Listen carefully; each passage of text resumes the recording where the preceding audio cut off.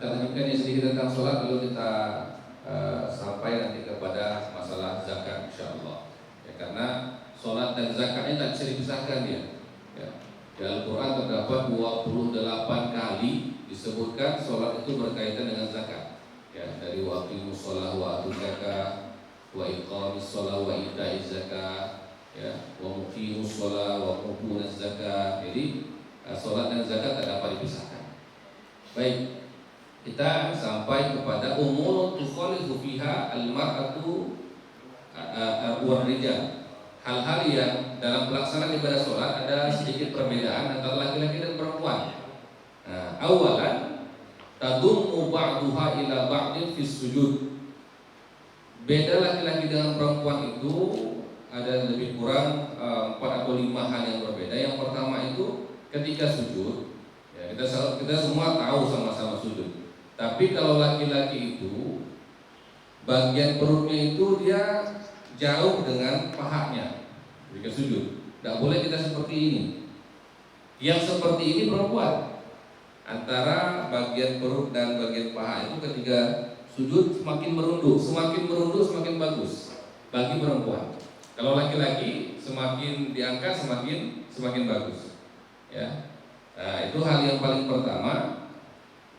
Sebagaimana dalam riwayat Imam Al-Baihaqi disebutkan bahwasanya Nabi Shallallahu Alaihi Wasallam marra ala imra'atain tusalliyain. Nabi lewat pas ketika Nabi lewat ada 2 orang perempuan yang sedang sholat.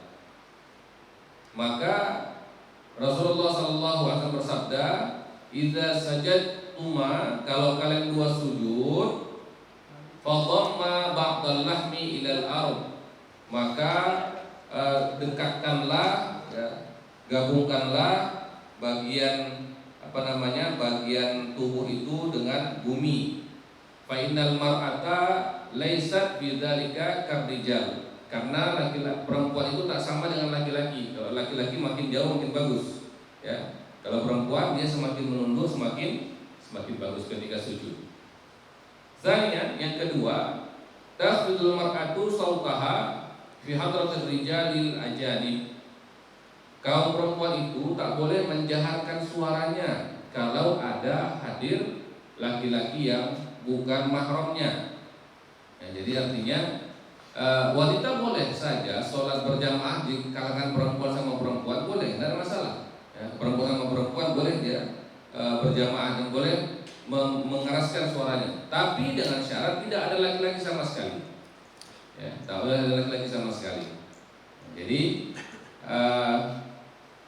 begitu juga kalau misalnya jadi makmum, lalu imam salah bacaan sholat, ya, ataupun salah gerakan sholat. Kalau laki-laki bagaimana? Mengucapkan subhanallah, ya, subhanallah. Ya. Tapi subhanallahnya itu ya standar aja. Jangan ada salah kan subhanallah.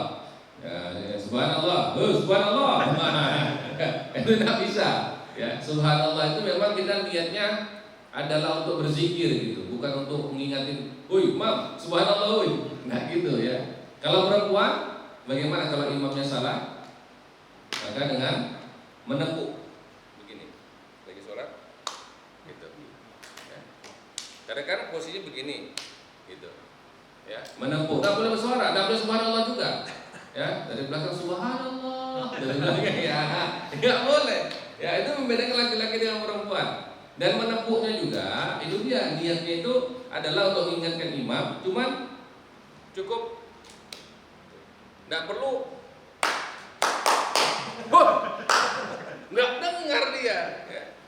Imamnya nggak dengar, nggak perlu begitu, nggak perlu. Dia memang hanya kalau memang imamnya sudah diingatkan masih keliru misalnya, kita ada dua pilihan nanti, ada 2 pilihan. Kalau kita memang 100% yakin bahwa imamnya salah, kita namanya mufarikul jamaah, nggak ikut lagi dengan imam itu. Tapi kalau kita pun agak-agak ragu, ya, kadang-kadang ada begitu, ya, imamnya salah nih, ya, rakaat, makmumnya maunya iya enggak, gitu. Ragu-ragu juga ya apa enggak gitu kan? Yang subhanallah cuma sendiri, subhanallah, yang lain diam, kan? Jangan-jangan awak yang lupa. Ya kan? Kalau memang subhanallah, Kita nggak niatkan. Imam juga meneruskan saja. Kita nggak yakin, kita ikut saja. Kita nggak yakin, kita ikut saja. Tidak ada masalah dengan itu. Tapi kalau yakin, baru kita tidak ikut lagi sama imamnya. Misalnya imam sholat zuhur hanya 3 rakaat misalnya, ya sudah diingatkan, masih juga assalamualaikum, masih duduk dia assalamualaikum, itu jangan ikut, kita langsung berdiri lagi begitu. Ya, ketika imam tahiyat kita berdiri. Tapi kalau kita ragu, ikut aja imam. Itulah enaknya jadi makmum. Kalau dia salah, maka tanggung jawab pada imam gitu. Nah, itulah enaknya jadi makmum. Dan itu beratnya jadi imam. Itu beratnya jadi imam. Jadi hal yang kedua tadi, wanita tidak dibolehkan menjahatkan suaranya ya dalam sholat. Yang ketiga, idza nabal mar'atu syai'un athna'a shalah wa aradat an tunabbiha ahadan min hauliha li amrin ma fa innaha tasfiqu bi an tadriba yadaha. Ini maksud tadi. Yang ketiga itu, perempuan tidak boleh mengingatkan imam dengan suara tetapi dengan menepuk. Itu yang ketiga tadi. Ya, itu yang ketiga. Lalu yang keempat, jami'u badanil mar'ah auratun ma'ada wajhiha wa kaffaiha. Seluruh anggota tubuh wanita itu aurat kecuali wajahnya dan kedua telapak tangannya. Ya, telapak tangan dalam fikih itu zahiruha wa batinuha, depan belakang. Ya, depan belakang. Dari riwayat Imam Abu Dawud disebutkan, anna Ummu Salamah radhiyallahu anha annaha salat sa'alat Nabi sallallahu alaihi wasallam, bahwa Ummu Salamah bertanya kepada Nabi sallallahu alaihi wasallam, "Atushallil mar'atu fi dir'in wa khimarin wa laysa 'alaiha izar?" Apakah seorang wanita boleh sholat dengan khimar? Khimar itu semacam jilbab panjang begitu ya, dan dia tidak memakai sarung. Maka Nabi bersabda, idza kana dar'u sabiqan yughatti zuhuru qadamaiha. Boleh saja kalaulah model model jilbab panjang itu memang kain itu menutup sampai ke kaki-kakinya. Jadi tidak ada masalah. Makanya ada model yang sekarang jilbab itu jilbab yang panjangnya selutut ya, selutut, terus pakai rok lagi, roknya juga menutup sampai bisa diturunkan sampai ke bawah begitu, bagian bawahnya itu bisa diturunkan lagi. Itu juga sudah bisa memenuhi standar untuk sholat. Jadi tidak perlu pakai mukena misalnya, tidak ada masalah. Bukan harus pakai mukena, tetapi pakaian itu memang dia sudah menutupi aurat dengan sempurna, itu saja. Ya, kaki tidak boleh nampak. Nah, itu. Dan yang kelima, terakhir yang membedakan laki-laki dengan perempuan, la yusaddul adzanu lil mar'ah wa yusaddul laha iqamah. Wanita tidak disunnahkan untuk azan, tapi disunnahkan bagi wanita untuk iqamah. Artinya kalau misalnya sama perempuan semua, ya, kami mau azan tidak ada, dan disunnahkan azan. Cuma iqamah saja, iqamah boleh. Dengan syarat tidak ada satupun laki-laki di sana. Nah, ini yang membedakan laki-laki dengan perempuan dalam sholat. Ada yang ingin bertanya? Ada yang mau bertanya? Ini mungkin ibu-ibu. Udah tahu kan semua, Ustaz. Alhamdulillah kalau sudah tahu kan. Alhamdulillah. Berikutnya kita masuk mubtilatus sholat, hal-hal yang dapat membatalkan sholat. Yang pertama al-kalamul amdu, berbicara dengan sengaja. Jadi sengaja dalam bahasa apapun, artinya berbicara, berkomunikasi dengan seseorang atau dengan siapapun dengan sengaja. Ya, kalau apalagi bahasa Indonesia, apalagi bahasa Minang atau bahasa apapun lah, kalau dia sengaja berkomunikasi dengan orang lain di dalam sholatnya, maka batal sholatnya. Bahkan kalaupun dia menggunakan ayat untuk berkomunikasi. Jadi pernah saya dengar di TV dulu stand up komedi. Cuman stand up komedinya ini dia anak pesantren. Jadi dia salah satu joke yang dia bawa itu ketika lagi sholat, terus ada kucing, ya, ada kucing mau makan ikan gitu. Jadi karena sudah ya ini kan udah buka puasa, ya kan, habis buka puasa sedikit kan sholat maghrib. Di meja makan ada ikan. Ketika lagi sholat maghrib gitu, tengok ada pula kucing mau makan ikan. Ini gimana caranya nih supaya kucing itu lari? Maka dia baca surah Al-Ikhlas. Bismillahirrahmanirrahim. Qul huwallahu ahad, Allahus somad. Batal sholatnya. Kenapa? Apa yang dia tadi? Usir kucing. Allahus somad. Batal sholatnya. Kan dia baca ayat, tapi tujuan dia berkomunikasi dengan si kucing, ya, gitu. Nah, ini salah satu contoh dari hal-hal yang membatalkan sholat. Apalagi yang lain, ya, apalagi yang lain. Ya, dalam mazhab Syafi'i itu agak ketat ya. Pernah di Masjidil Haram lagi sholat, bunyi tining kan. Dan sudah dapat salah. Ada orang Arab, memang orang Arab ahlul betul memang. Ya. Lagi sholat, tining, angkat ya. Salah. Batal, tidak boleh, ya, tidak boleh. Ya, batal, tidak boleh. Ya, itu. Karena ketika kita sudah mengangkat takbiratul ihram, hubungan kita hanya pada Allah Subhanahu wa taala. Oleh karena itu, kalau sudah mau sholat apalagi berjamaah, mohon pastikan dan yang bunyi-bunyi lah HP kita itu. Ini imam membaca ayat di sini, dangdut pula lagi ringtone-nya kan. Aduh, ini ada pernah kejadian seperti itu, memang luar biasa betul. Ya, luar biasa. Biasa orang kalau telepon sekali nggak diangkat, telepon 2 kali kan. Ada sampai berkali-kali telepon, jadi sepanjang sholat itu bunyi ringtone dia aja. Astagfirullah. Sudahlah lagu dangdut. Ya astagfirullahaladzim. Berbicara dengan sengaja membatalkan sholat. Satu.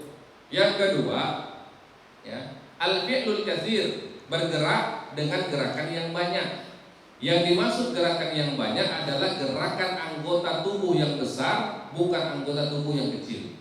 Tangan, anggota tubuh besar, ya, kaki, kepala, badan.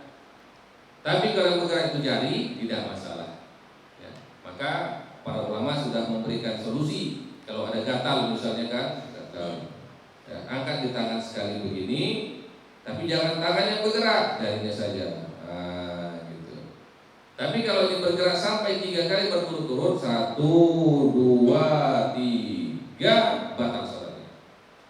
Nah, itu hal yang bisa membatalkan sholat. Kalau ngambil HP, kenapa berapa kali gerakan dia? 1, 2, 3, batal sholatnya. Batal sholatnya. Makanya kadang-kadang ada juga yang bunyi kan, mau matikan HP gitu kan. Ini makanya ya, pastikanlah HP itu mati dulu kalau kita mau sholat. Ya. Baik. Yang ketiga, mulaqatun najasati li thawbin aw badan, terkena najis pakaian ataupun badan ketika lagi sholat. Nah, lagi sholat jatuh teh cicak, kena ke tangan, terus batal sholatnya. Ya, batal sholatnya. Ya. Ataupun ya apapun ininya, ada kucing lagi sholat, kucing itu kadang-kadang jahat juga, dia suka buang pipis sembarangan ya, menandai wilayah kekuasaan. Ya kan, masuk dia pipisin sarung kita yang dipipisin ya. Batal sholatnya ya, karena sarung kita kena najis.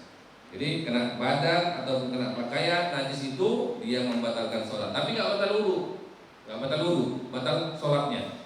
Wudu nggak batal dan cukup dibersihkan, tapi wudu tidak batal. Ataupun misalnya pernah kejadian saya sholat itu sholat asar, kebetulan siang panas sekali ya di pesantren kawan saya, lagi sholat tiba-tiba ada yang ngalir dari hidung. Saya pikir ingus. Kalau ingus nggak batal, tidak masalah. Tapi pas jatuh rupanya darah, ya, mimisan. Terus mimisan. Assalamualaikum. Langsung sudahi sholatnya karena sudah batal. Batal sholatnya, ke tempat wudhu, bersihkan darahnya, bersihkan hidung, nggak keluar lagi, sudah sholat lagi, nggak perlu wudhu lagi. Karena mimisan tidak membatalkan wudhu, tetapi yang membatalkan sholat kita karena ada darah yang kena ke tangan tadi. Nah itu, ya, itu dia. Nanti setelah ini baru kita buka sesi pertanyaan sebentar ya. Yang keempat, inkisyafu syai'in minal aurah, terbukanya aurat. Nah, itu cerita kita kemarin tuh, ya. Yang bapak-bapak ya kan, abang-abang, nggak bapak-bapak jarang lah, abang-abang biasanya. Yang abang-abang sholatnya itu bajunya ngepas, celananya ngepas. Pas lagi rukuk, abang-abang kemarin nampak celengan bang ya. Ya, batal sholatnya itu, langsung batal. Ya, dan berpotensi membatalkan orang di belakangnya. Di belakang pun ya gawat itu. Ya benar-benar tidak enak betul pandangan itu. Ya, la haula wala quwwata illa billah. Terbuka auratnya batal kecuali tak sengaja, ya, ketidak sengaja itu misalnya tertiup sama angin, ya lagi sholat sarung kita ketiup angin terbang dia langsung tertutup, tidak ada masalah. Karena apa? Asal pakaian dia memang tertutup, beda dengan orang yang tadi pakaiannya ngepas. Kalau orang yang pakaiannya ngepas tadi memang sudah ada potensi untuk kelihatan auratnya, ya. Tapi kalau dia memang secara adat, secara kebiasaan, nggak mungkin lah sarung itu terbang. Rupanya betul ada angin, terbang tuh terbuka, nampaklah lutut, tidak batal, ya, tidak batal. Ataupun ada anak-anak lagi sholat, ya, bapak-bapak di rumah, anaknya kan, ya, ya dibuka, tidak batal, itu tidak batal. Cuman biasanya ketawa itu kalau seperti itu, batal gara-gara ketawa nanti. Yang kelima, yang membatalkan sholat adalah al-aklu wasyurbu, makan dan minum. Gimana ya lagi sholat makan dan minum ya? Tapi ya itu membatalkan kapanpun lah, ya. Mana tahu sambil sholat ini ada pipet di sini minum, ya. Sisa kacang, sisa kacang di mulut misalnya, ya. Sisa daging di mulut dikunyah-kunyah lagi, batal, ya. Jadi kemana? Diludahin aja, dibuang aja. Ya, tapi buangnya tengok-tengok, jangan sembarangan. Lagi sholat berjamaah, kamu di samping. Itu pula lagi kan. Tapi kalau dia makan atau minum yang pasti sholatnya batal, ya, sholatnya batal. Baik. Yang keenam, al-hadatsu qabla taslimatil ula, berhadas sebelum sempurna salam yang pertama. Misal, ya ada yang begitu. Sebenarnya dia sudah agak nggak enak perut nih, ya, nggak enak perut. Tapi karena sudah orang sholat jamaah, ya kan, malas pula dia, adalah sholat jamaah sekali aja lah. Tapi tahan kan. Jadi ketika mau assalamualaikum, as di atas, as di bawah, cus gitu kan, ada yang keluar, ya, buang angin dia, batal sholatnya itu, batal. Tapi kalau sudah sempurna salam yang pertama, assalamualaikum warahmatullah, terus baru keluar, buang angin dia, ini tidak ada masalah, ya, karena salam yang pertama itu rukun, salam yang kedua itu sunnah. Jadi sudah sempurna tuh. Ya, makanya dikejar kalau memang sudah tersesat betul lah, ya kan, dan memang tak memungkinkan lagi, ya, assalamualaikum, ya, ya. Assalam sudah sempurna. Assalamualaikum warahmatullahi wabarakatuh, ya, assalam dah. Nah, walaupun terbuang angin misalnya tiba-tiba ada yang meledak, nggak masalah dengan itu, ya. Baik. Yang ketujuh, at-tanahnuh, senggugukan, wadhahak, tertawa, wal buka, menangis-nangis, wal anin itu orang yang kalau orang misalnya meninggal saudaranya meratap-ratap, ya, meratap-ratap, al anin, ya. Ini kalau kata-kata yang keluar lebih dari 2 huruf, maka batallah sholatnya. Misalnya tertawa, ya, tertawa, ha batal. Ada 2 kan, ha batal, ya. Ha, ya. Karena itu belum batal.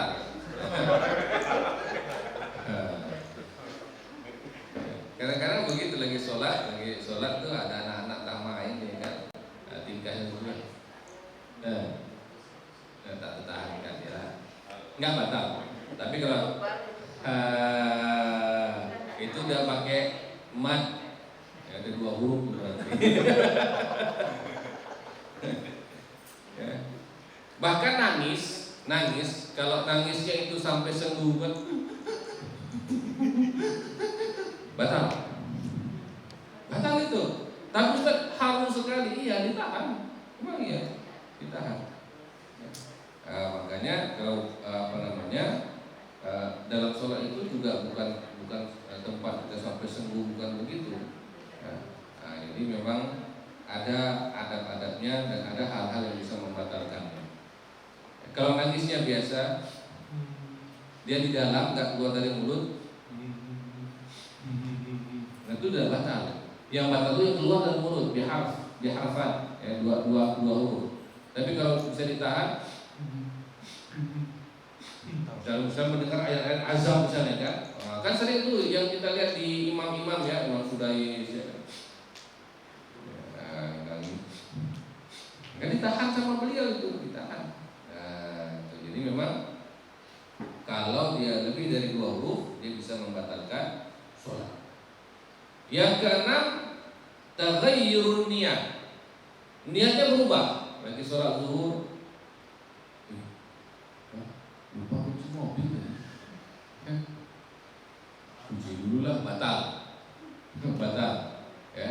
Lupa kunci mobil itu. Kunci dulu lah, batal. Karena ada berubah niatnya. Ya, berubah niatnya. Itu kadang-kadang sering begitu tuh, setan datang tuh. Ya, saya beberapa kali juga begitu. Asal udah Allahu Akbar, kunci mobil lu tadi ya, memang dalam setan betul memang. Memang. Berubah niat kita, kunci dulu lah, batal. Makanya pastikan sebelum kita meninggalkan kendaraan, pastikan kunci kendaraan Anda dengan baik. Wah, ini iklan yang lain. Ya, tapi ya itu berpengaruh gitu. Setan itu akan membuat kita terbayang-bayang dengan itu. Gak khusus kalau kita nanti jadinya. Begitu berubah niat, maka batal sholat. Ya. Yang ke-9 dan terakhir, istidbarul qiblah. Ya, berpaling dari arah kiblat. Berpaling dari arah kiblat ini membatalkan sholat. Ya. Bagaimana orang bisa mau ke arah kiblatnya ya? Kalau di kendaraan tidak ada masalah ya, karena tidak ada masalah. Tapi ini memang orang yang entahlah apa tujuannya, berputar ke samping gitu kan. Batal sholatnya. Baik, ada yang bertanya terkait hal yang membatalkan sholat? Silakan yang mau bertanya. Silakan, Pak. Waalaikumsalam.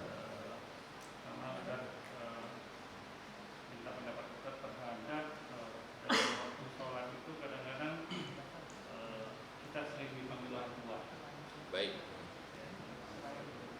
Ada beberapa mazhab ya, mungkin yang menyatakan itu kadang-kadang masih yang harus diikuti nih ya, kadang-kadang yang baca, kita makan, yang kedua soal yang simpel sih, tapi mungkin agak krusial nih, soal HP.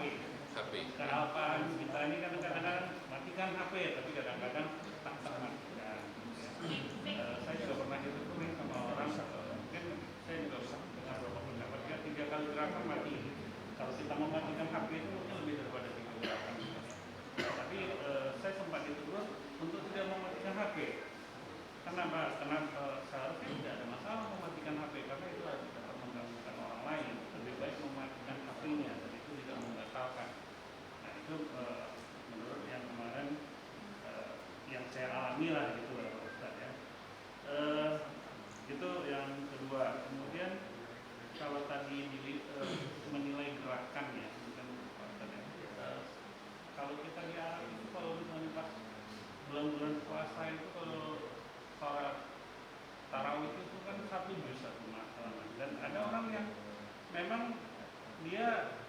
membaca Al-Quran sambil sholatnya, dan itu dia membalikkan Al-Qurannya.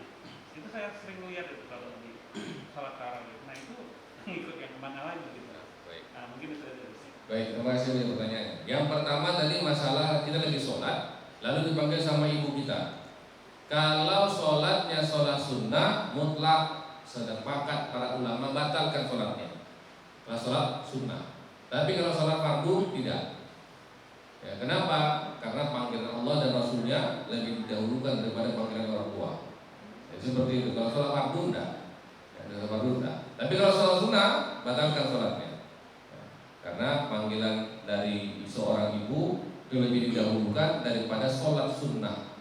Ya, wajib bagi seseorang menjawab panggilan ibunya. Jadi kalau saya wajib dengan wajib Allah nih, sholat wajib kepada Allah dengan kewajiban kepada ibu dipanggil. Mana lebih didahulukan? Karena kewajiban Allah. Ya, kewajiban Allah dan segalanya. Tapi kalau dia sunnah, nah, kalau sunnah di bawah dia posisinya. Pak dia menjawab panggilan ibu wajib.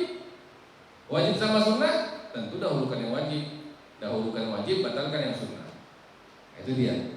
Itu sudut pandang dari sisi fikih. Ya, perbandingan antara hukum-hukum yang wajib dengan hukum-hukum yang sunnah. Yang kedua terkait dengan masalah HP tadi, ya karena kelalaian biasanya itu menyebabkan gangguan. Ya, ada bunyi suara HP. Kalaulah memang masih memungkinkan, ada sebagian HP yang memang kalau sekali begini tangannya begini, yang bergerak itu kan jarinya. Ya, ketika jarinya yang bergerak tidak batal sholat. Tapi ketika tangannya yang bergerak 3 kali itu maka batal, sholatnya batal. Jadi kalau memang tidak memungkinkan sudahlah pasrah aja. Bunyilah dia sampai habis ya kan. Paling habis sholat cepat-cepat keluar masjid kan itu ya. Mana tadi yang suara ringtone-nya Siti Badriah itu kan. Iya itu pernah kejadian adalah haula wala quwwata illa billah, panjang pula lah itu dari itu. Ya subhanallah.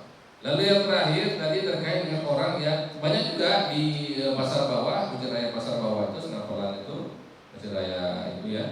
Itu sering juga orang yang pakai handphone atau pakai mushaf ketika sholat ya. Tapi yang pertama begini, pendapat para ulama. Kalau sholat fardu tidak dibolehkan. Sholat fardu. Tapi kalau sholat sunnah dibolehkan melihat mushaf. Kalau sholat fardu melihat mushaf sambil sholat fardu bid'ah. Nabi, sahabat tidak pernah yang melakukannya dan para ulama sama sekali tidak ada yang menganjurkannya. Kalau sholat fardu, tapi kalau sholat sunnah masih ada yang membolehkan. Salah satu dari mazhab Imam Hanafi. Lalu ketika dia memegang Quran gimana? Dia pegang dengan satu tangan, dia bolak-balik dengan jarinya. Kalau dia pun nggak bisa menggunakan jarinya, dia balik dengan tangan kirinya, cukup 1 kali. Sudah, kan cuma 1 kali kan? Bacanya panjang lagi Pak. Panjang. Panjang. Kan sudah, tapi kan gerakannya tidak berturut-turut. Ya, tidak gerakan yang berturut-turut. Makanya tidak batal. Nah, itu tidak batal. Ya, sepakat 4 mazhab itu enggak yang batal karena gerakannya 1 kali, 1 kamu lagi ya, sampai 3 kali berturut-turut ya. Baik, ada lagi yang bertanya terkait hal yang ini tadi? Tidak ada. Baik, kita lanjutkan. Ada satu persoalan masalah sholat yang sering sekali kita lakukan karena kita sering perjalanan, apalagi nanti mau mudik ya kan. Nah, baik, sholatul musafir, sholat orang yang musafir. Sebelum kita masuk ke bagian zakat ya, zakat fitrah nanti. Sholat orang yang musafir. Ada 2 sholat yang dibolehkan yang menjadi keringanan ya, bagi orang-orang yang dalam perjalanan terkait dengan sholatnya. Bagaimana firman Allah Subhanahu wa taala, "Wa ma ja'ala 'alaikum minad dini min haraj." Surah Al-Hajj ayat 78, Allah tidak menjadikan untuk kalian agama ini menyusahkan. Ya, begitu juga hadis Nabi sallallahu alaihi wasallam banyak sekali terkait dengan masalah ini. Maka kemudian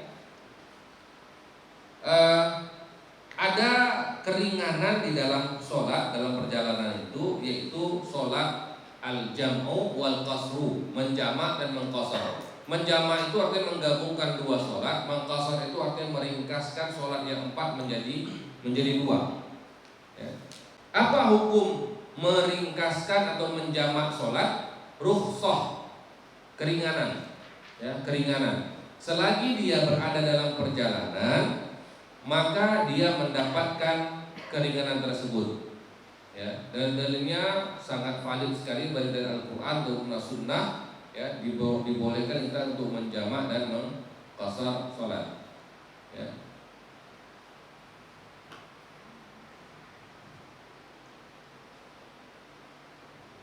Ini surah An-Nisa ayat 101.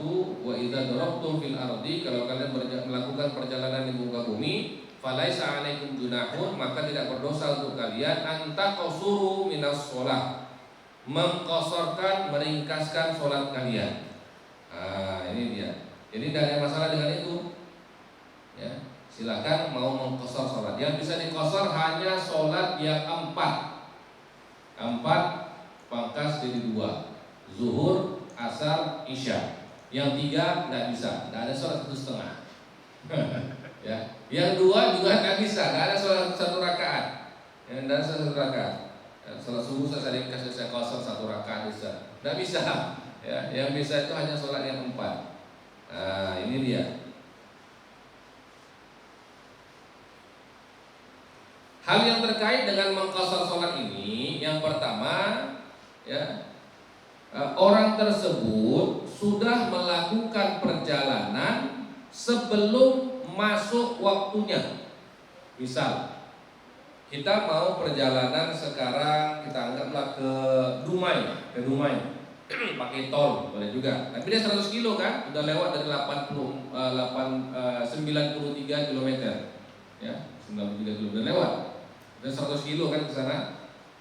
Kalau kita mau mengqasar sholat zuhur, maka kita sudah harus melakukan perjalanan sebelum masuk waktu zuhur.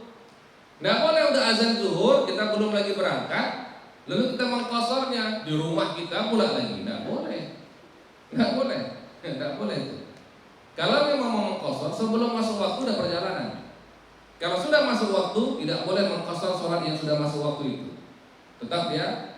Karena dia belum perjalanan, belum musafir. Maka sebelum masuk waktu, berangkatlah. Ya, berangkat. Kalau berangkat baru bisa. Tuh. Yang kedua, hendaknya dia sudah keluar dari kampungnya atau minimal keluar dari rumahnya. Tidak boleh mengqasar sholat di rumah. Saya mau perjalanan ke Duri, Ustaz. Ya, ke Dumai, Ustaz. Oke. Ya, tanggung Ustaz, udah jam 12. 15 menit lagi dia masuk azan. Ya, jelas saya sholat sholat dulu di rumah. Ya, saya jamak aja, saya qasar sekalian. Ya, sholat zuhur dengan asar. Jadi perjalanan nggak sholat lagi saya Ustaz. Nggak boleh. Tidak dibolehkan menjamak ataupun mengqasar sebelum kita keluar dari rumah kita. Nggak boleh. Ya, nah, itu keliru. Dulu saya pernah melakukan itu juga. Rupanya salah. Ya, astagfirullah. Ya, dulu masih belum belajar lagi, belum banyak belajar agama yang itu. Ya, pandai aja kan. Pokoknya perjalanan ya, sebelum dia mulai nggak boleh. Ya.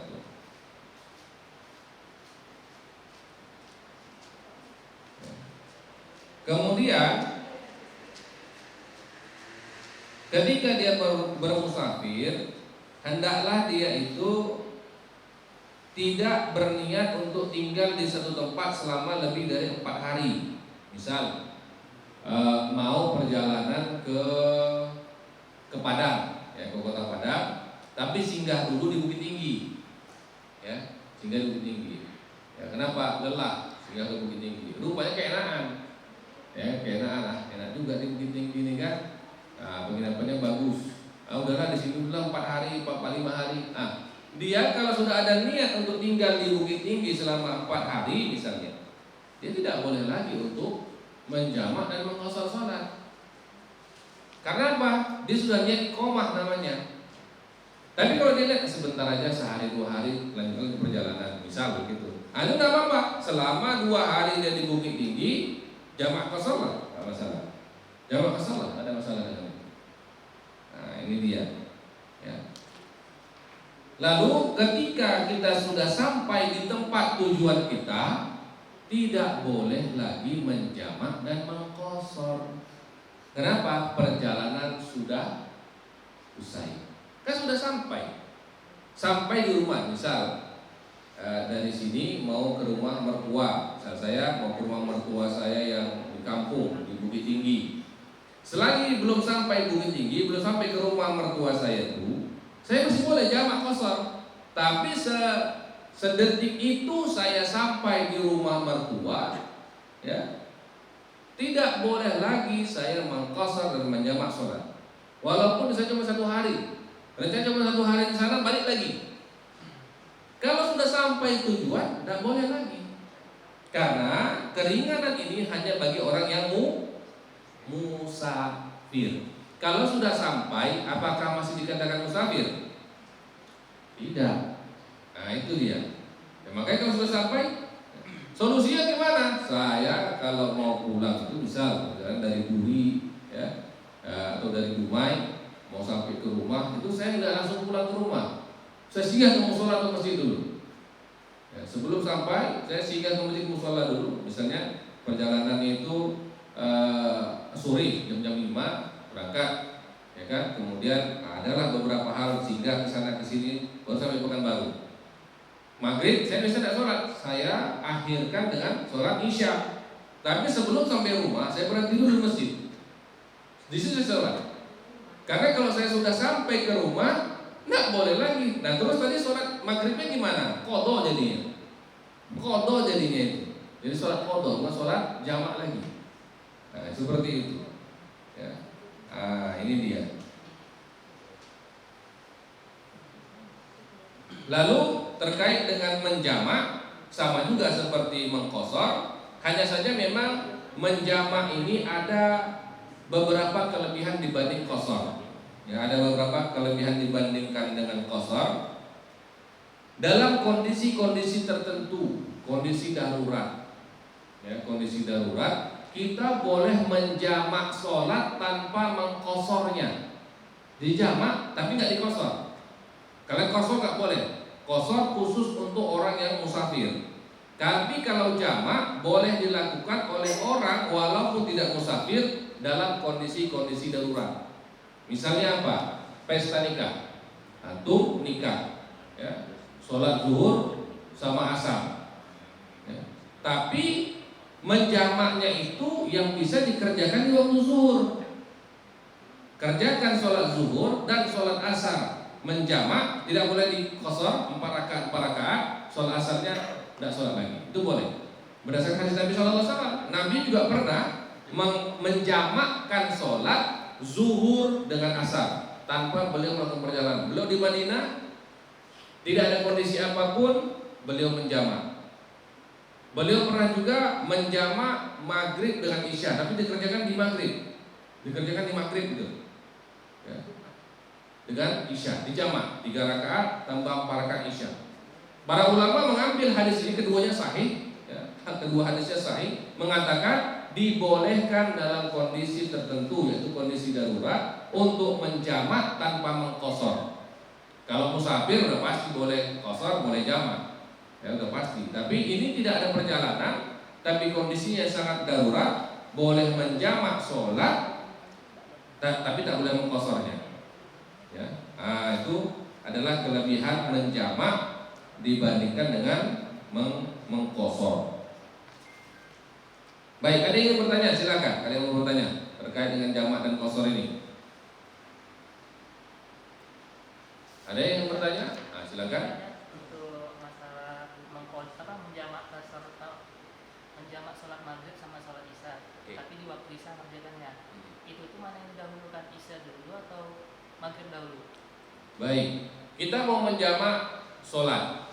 Kalau di jamaknya di awal namanya jamak takdim, kalau namanya di akhir namanya jamak takhir.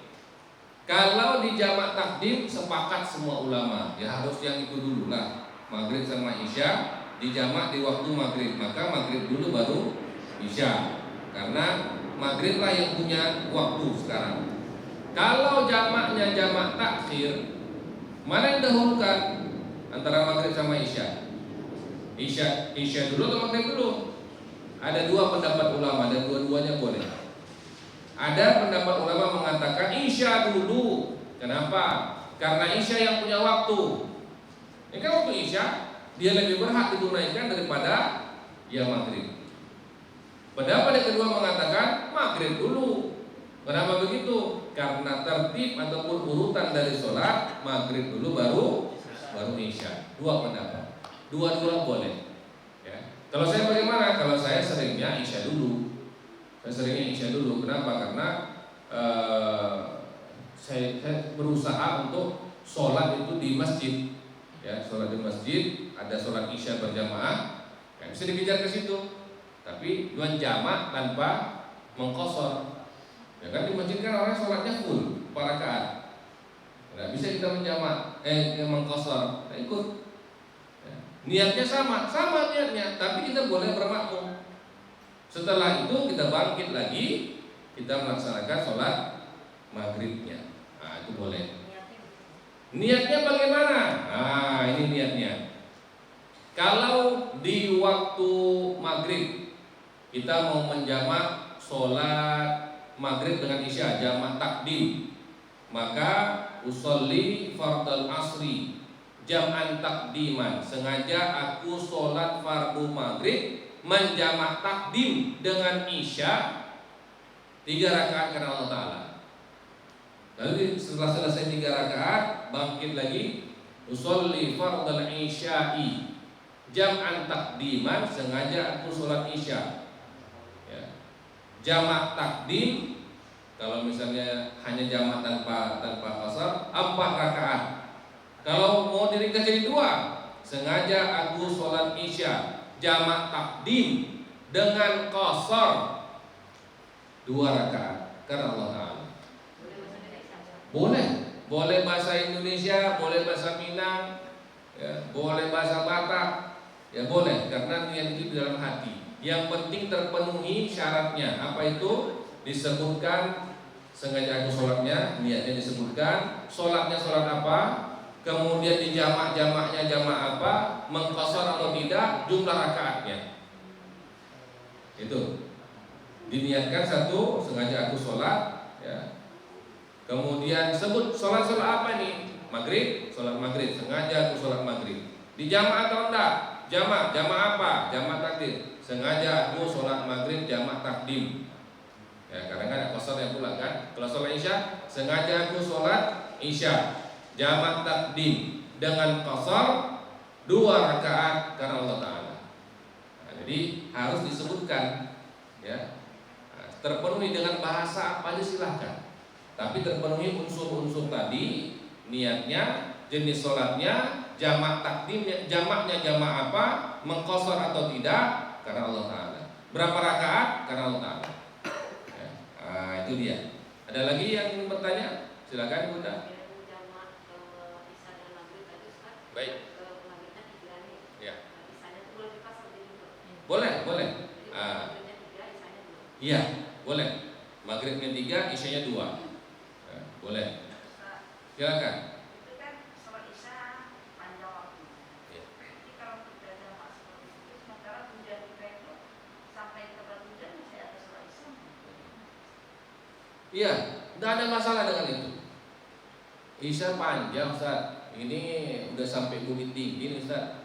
Ya, maghrib di sini di Bukit Tinggi. Ini 1 jam setengah lagi udah sampai ke, ya kan? Nah, anggaplah 2 jam lagi sampai ke Padang. Ya. Isya kan masih panjang. Nah, disinilah bentuk dari kasih sayang Allah Subhanahu Wa Taala. Ya, kita tidak tahu apakah nanti kita ada kecapean. Ya. Apakah nanti kita itu misalnya mobilnya terjadi apa-apa, bocor ban, ya, ada yang kerusakan, kita nggak tahu. Maka kalau dalam perjalanan, ambil yang paling mudah, karena Allah telah memberikan kita kemudahan. Istilahnya dikasih fasilitas, manfaatkan fasilitas tersebut. Anggarannya sudah ada. tinggal diplotkan lagi. Ya, jangan dikembalikan, nggak usah dikembalikan ke negara kan, sebisa mungkin kan begitu kan. Dalam hadis memang ada disebutkan demikian. Ya, ketika Allah telah memberikan rukhsah atau keringanan, maka janganlah kalian menjadi orang-orang yang sombong, tidak mau memanfaatkan kemudahan yang telah Allah berikan. Kita nggak pernah tahu apa yang terjadi di masa depan. Ketika kita memiliki peluang untuk sholat, dan memang lebih afdol sholat jamaah takdim ya. Ulama sepakat lebih afdol sholat jamaah takdim dibanding takhir. Kalau takdim udah jelas kita sholat maghrib dan isya. Artinya isya sudah kita laksanakan. Kalau takhir kita kan nggak sholat maghrib nih, ya nggak sholat maghrib, akan sholatnya di isya nanti. Tapi siapa yang tahu ajal di perjalanan wa'alaikumsalam kemudian kepada Allah ya terjadi sesuatu, berarti kita nggak sholat maghrib, ya kan? Tapi cuma ada niat, ya niatnya betul, tapi tak dapat kita pahala sholat maghribnya. Nah, itu makanya sebaik-baik sholat jamaah adalah jamaah takdim, sebaik-baiknya. Ya, walaupun tidak ada masalah, tidak berdosa juga mau takhir nggak masalah. Ya, tapi lebih baik jamaahnya jamaah takdim. Walaupun nanti isyanya itu masih panjang, nggak apa, sholatlah, ya sholatlah. Ya, silakan Bunda. Tadi Ustaz menyampaikan bahwa berlakunya jamaah besar itu selama dalam perjalanan. Betul. Setelah sampai di tujuan tidak berlaku lagi. Ya, tidak boleh lagi melaksanakan. Ya. Tidak boleh lagi melaksanakan. Ini pengalaman Ustaz, Ya. karena saya tidak punya dalil. Ada keluarga, misalnya kita berangkat ke Jakarta, laki-laki biasanya hari Kamis sore, besoknya kan hari Jumat. Ya. Jadi saya mempertanyakan kenapa tidak hari Jumat? Kita kan musafir. Oh. Bagaimana itu Ustaz? Ya, itu keliru itu, ya. Sholat Jumat itu hukumnya wajib bagi setiap laki-laki. Ya, wajib bagi setiap laki-laki yang mukim. Ya, mukim itu artinya dia memang sudah ada niat tinggal, tidak dalam perjalanan. Kalau misal kita berangkat dari Pekanbaru menuju Padang misalnya, hari Jumat pula kebetulan, memang harus hari Jumat berangkatnya, ya. Sampai ke daerah Bukit Tinggi, masuklah azan Jumat, ya, sholat Jumat di sana. Kita boleh tidak sholat Jumat karena tujuan kita di Padang. Tapi kalau misalnya tujuan kita Bukit Tinggi, udah sampai Bukit Tinggi pas sebelum azan Jumat, maka kita wajib sholat Jumat. Kenapa? Kita sudah sampai di tujuan. Sampai tujuan, wajib sholat Jumat. Kecuali memang dia niatnya mau ke tempat lain tujuan. Jadi ini patokannya itu dari rumah kita menuju tempat tujuan. Mana tujuannya? Kalau belum sampai tempat tujuan, kita dikatakan musafir. Ya. Tapi kalau sudah sampai tempat tujuan, maka bukan lagi musafir namanya. Jadi kalau dulu saya, pemahaman yang salah saya itu kan boleh sampai 3 hari Ustaz. Ya, sampai ke Padang misalnya, ya, tinggal di Padang 3 hari di Padang saya masih boleh. Rupanya enggak boleh. Karena tujuan kita sudah terpenuhi, sudah sampai. Itu dia. Ya. Jadi enggak mesti tunggu sampai 3 hari. Detik itu sampai, detik itu tidak berlaku lagi. Silakan Pak. Terkait pendapat ini, saya juga pernah dengar juga ceramah di masjid terkait dengan bahasa tidak bermukim. Nah, kalau dari kemarin beberapa yang saya pernah dengar bahwa ketika dia tidak bermukim sebenarnya dibolehkan. Nah, ini kan bahasanya jadi berbeda dengan ada batas waktu. Ya kan ada yang saya dengar 4 hari, ada yang saya dengar yang 19 hari, gitu kan. Malah ada yang saya dengar ketika tidak bermukim, ya Allah memberikan keringanan katanya. Gitu. Kalau ketika tidak bermukim sebulan gitu kan. Nah, ini pendapat berbeda-beda ini bagaimana? Baik. Jadi kalau dalam mazhab Imam Syafi'i itu ada 2 pendapat, ada yang 3 hari, ada yang 4 hari. Maksudnya mukim itu begini, maksudnya mukim. Seperti yang saya contohkan tadi, mau ke Padang, singgah ke Bukit Tinggi. Nah, kalau niat singgah di Bukit Tinggi lebih dari 3 hari atau 4 hari, ya, lebih dari 4 hari, maka ini dikatakan mukim dia. Dia telah bermukim namanya. Mukim itu berdiam di tempat dengan jangka waktu yang cukup lama, 3 hari, 4 hari. 4 hari yang pendapat paling apanya 4 hari. Jadi kalau dia sudah ada niat, saya di sini dulu 4 hari, maka dia dikatakan mukim. Detik itu juga mukim, walaupun safarnya belum sampai. Kalau mazhab Imam Asy-Syafi'i, kalau mazhab dari Imam Hanafi itu bisa sampai 15 hari. Kita boleh singgah sampai 15 hari. Ya. Berapa lama? Aduh, saya rencananya 10 hari lah. Dalam mazhab Imam Hanafi masih boleh dia menjamak sholat. Mengqasar. Hanafi nggak ada menjamak ya. Hanafi tidak ada menjamak. Hanafi hanya boleh mengqasar, jamak tidak ada. Jadi kalau mau ikut yang 15 hari hanya boleh mengqasar, bukan menjamak. Nggak boleh comot-comot. Nah, ini pendapat Imam Hanafi diambil. Nah, ini Syafi'i di sini gampang, nggak boleh. Hanafi tidak ada menjamak, hanya ada mengqasar. Jadi yang paling aman memang kalau kita singgah di bawah dari 3 hari ke bawah lah masih boleh singgah ya, bukan menetap ya. Itu maksudnya. Ada juga pendapat, tapi pendapat Syiah, kita ini selama di dunia kita masih dalam perjalanan. Jadi mereka memang betul lah sholatnya itu luar biasa, jamak sesuka-sukanya. Memang iya, itu pendapat Syiah. Ada kita ambil pendapat Syiah itu kan menyalah pula, menyimpang gitu jadi ya. Baik. Ada lagi yang ingin bertanya sebelum kita lanjutkan ini? Silakan, Bunda. Ustaz, mohon penjelasan lagi. Ustaz, tadi Iya. kan kalau sampai ke tempat tujuan tidak ada jamak ya, Ustaz? Iya, kalau sudah sampai tempat tujuan kita tidak diperbolehkan lagi kita menjamak dan mengqasar. Selama ini salah ya, Ustaz? Iya, saya juga salah, Bunda. Dulu saya juga salah. Ya, saya anggap masih ada nih dinas kan. Saya ada di 2 hari nih. Bisa nih. Misalnya gini, Ustaz, kita kan ada dinas nih. Kadang-kadang kan acaranya pada saat itu nggak sempat mesti langsung ke acara. Iya, Bunda, makanya sebelum sampai tempat tujuan kita sudah sholat di masjid. Singgahlah dulu kita. Ya, sebelum sampai tempat tujuan hotel mana misalnya acara itu kan, singgah dulu ke masjid yang dekat-dekat dengan situ. Jadi bisa di tempat di kota itu. Boleh di kota itu sebelum sampai tempat tujuannya. Sebelum tempat acara. Ya, makanya saya bilang tadi saya juga gitu. Ya, sebelum sampai di rumah saya daerah Panda itu berhenti di masjid saya, berhenti di musola. Kadang berhenti di SPBU. SPBU kan ada ininya, ada musolanya, sholat di situ. Ya, supaya apa? Kita menghindari khilaf pendapat ulama, ambil yang paling aman untuk kita. Ya, takut-takut kita salah dan itu sholatnya payah pula. Gitu. Ya, seperti itu tadi. Jadi jelas budaya bahwa kalau kita mau menjamak sebelum sampai di tempat tujuan tadi. Ustaz, kalau di motor misalnya kan di ada acara tuh setengah 2. Kita dari jam baru jam 11 ya. Mau ke sana itu kan butuh waktu. Nggak sempat sholat, Ustaz. Terus langsung ke acara. Setelah pulang dari acara baru waktu baru sholat di hotel. Nah, itu dia harus kita. Acara itu kan bagian. Iya, bagian dari hotel juga. Tidak usah disiasati itu, Bunda.